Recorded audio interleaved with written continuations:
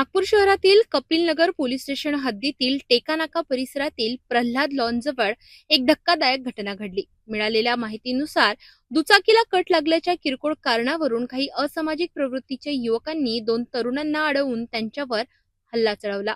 या आरोपींनी चाकू तसेच परिसरात असलेल्या फरशीचा वापर करून दोघांवर बेछूट मारहाण केली। हल्ला इतका भीषण होता की दोन्ही युवक गंभीर जखमी झाले असून त्यांना उपचारासाठी रुग्णालयात दाखल करण्यात आले।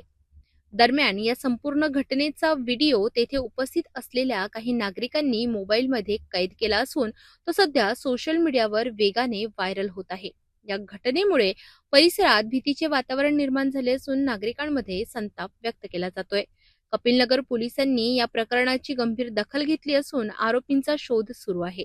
लवकरच आरोपींना अटक करण्यात येईल असा विश्वास पोलिसांनी व्यक्त केलाय। अशा प्रकारच्या वाढत्या गुन्हेगारी घटनांमुळे शहरातील कायदा आणि सुव्यवस्थेवर प्रश्नचिन्ह निर्माण होत आहेत। पोलिसांनी आरोपींना लवकरात लवकर अटक करून कठोर कारवाई करावी अशी नागरिकांची मागणी आहे।